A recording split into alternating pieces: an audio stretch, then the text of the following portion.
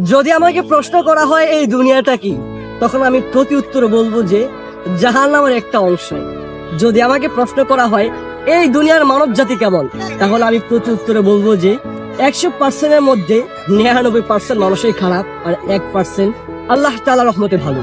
তাই বলছি, আমি লাখো বার দোয়া করি আল্লাহ তাআলার দরবারে আমাদের সকলকে যেন আল্লাহ তাআলা ওই যে 1% মানুষ যারা ভালো তাদের মধ্যে আমাদের নামখানা রাখে এবং কি আমাদেরকে জান্নাতে যাওয়ার তৌফিক দান করে।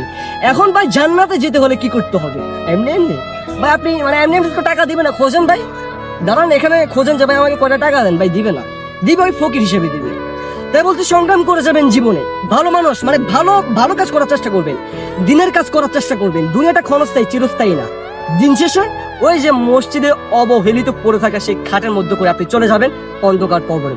তাই ভাই দিন শেষে একটা কথাই বলি যে রবকে স্মরণ করুন, রবের ইবাদত করুন, 24 ঘন্টা হালাল ভাবে বাঁচার চেষ্টা করুন, হারাম থেকে 24 নিহত দূরত্ব বজায় রাখার চেষ্টা করবেন ইনশাআল্লাহ।